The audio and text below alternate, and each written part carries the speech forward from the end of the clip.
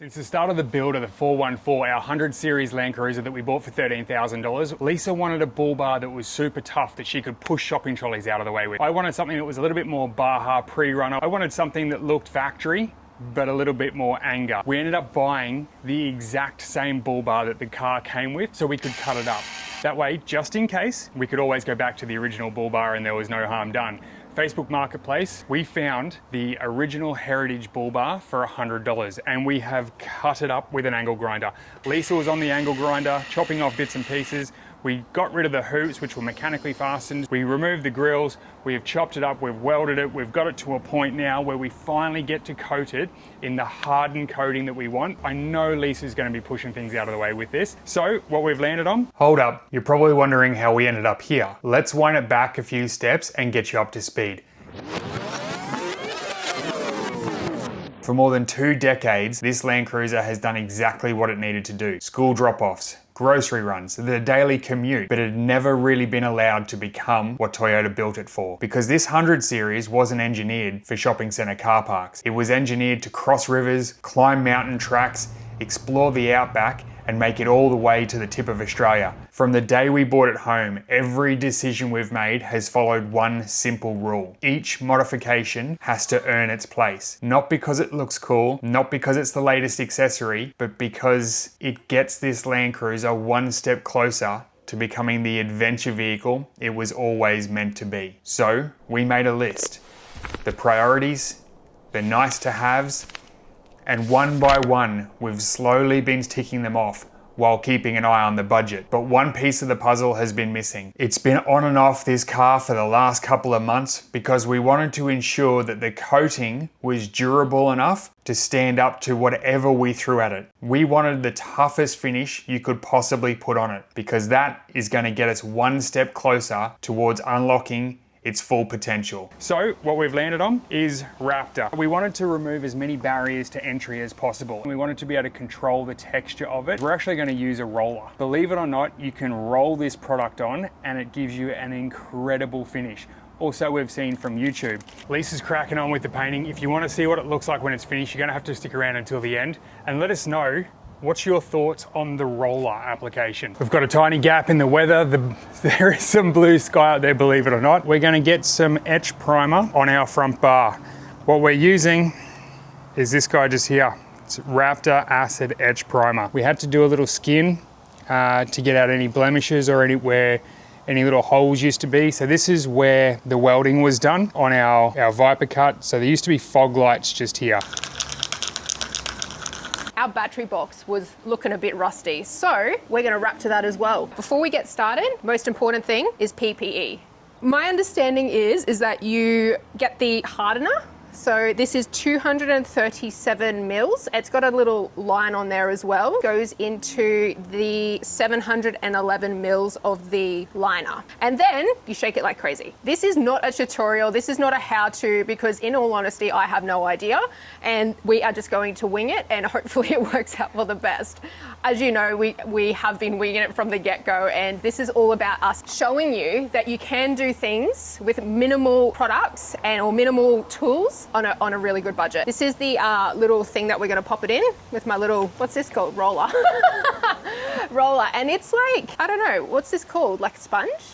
Yeah. It's like a sponge, and textured sponge. And so roll it, put it on, and then you wait. Do you wait?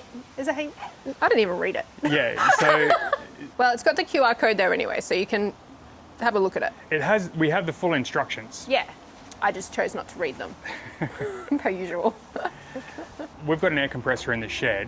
Why aren't we just spraying this on? Having an air compressor and a gun doesn't give me the same control as what using this would be. And I can actually kind of see how it's going on with the texture rather than having to start and stop. And as you probably saw in my previous episodes, I wasn't really good with like a spray can either.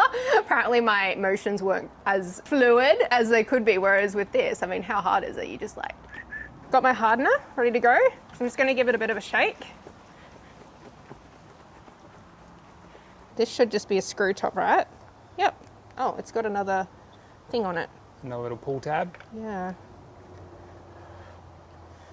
Now I guess it's kind of like a bit of a funnel as well. So we want to fill this to the fill line.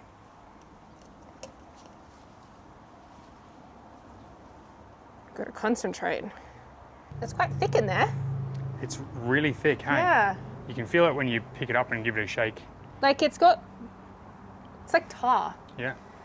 All right, so 237 mils into here. No drippy drippy. Shh, I'm trying to concentrate.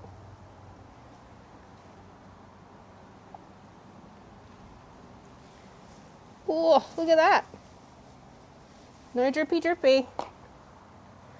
Lid goes back on. You can feel it change in the bottle, hey? Yeah? Yeah. Feel it go from thick to... Like, yeah, like, kind of feels like a thick shake now. Look at those muscles as you're shaking it. Jeez Louise. Watch out.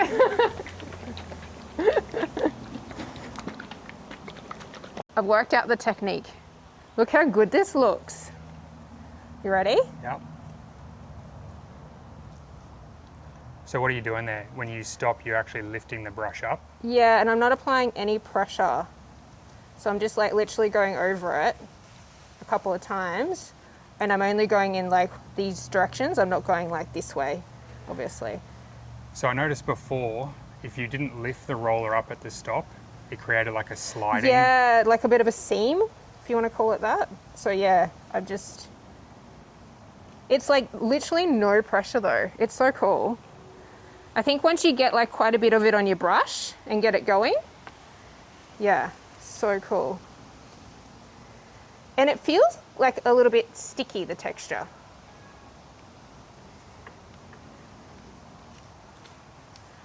It's much more gloss than...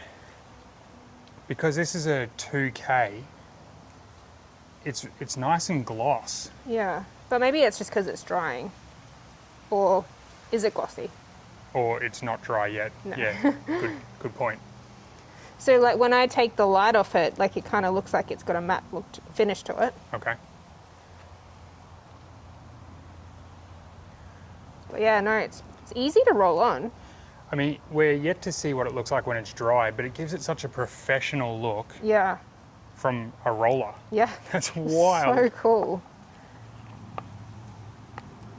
And I'm just making sure like it's evenly coated. I think that's the trick too. I did put a little bit of pressure on it before, which made it look a bit smudgy. So Bit streaky. Yeah, a bit streaky, yeah. Lisa's doing a stellar job of a bit smudgy there. Just as I spoke too soon. Erase that bit.